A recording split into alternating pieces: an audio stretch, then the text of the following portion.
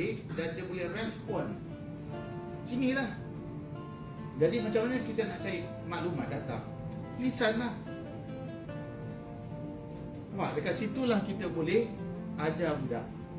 Begitu juga dengan terbeza.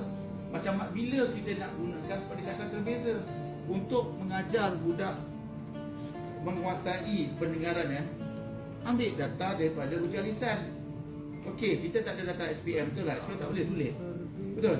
Kita ambil pesanan akhir tahun kita tahun 5 yang ada markah yang cikgu nilai.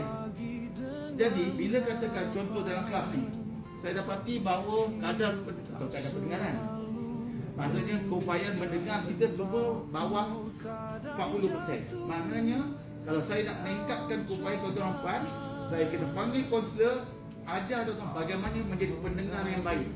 Macam mana kaunselor. Dan saya pula kena diajar bila nak menyampai, membolehkan tuan-tuan akan tumpu perhatian pada saya.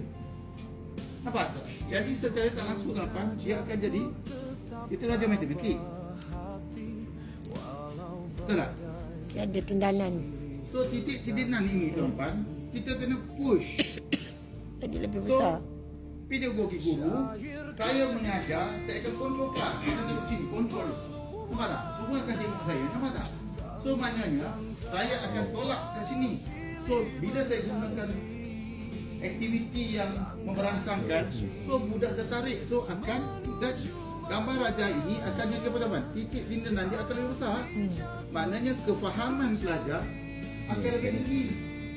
Nampak? Dengan menggunakan subjek sahaja, kita boleh apa tuan-tuan?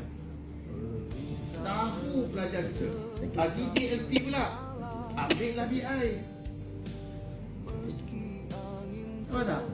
Jadi kaunselor, jadi mainkan peran, ambil data ni,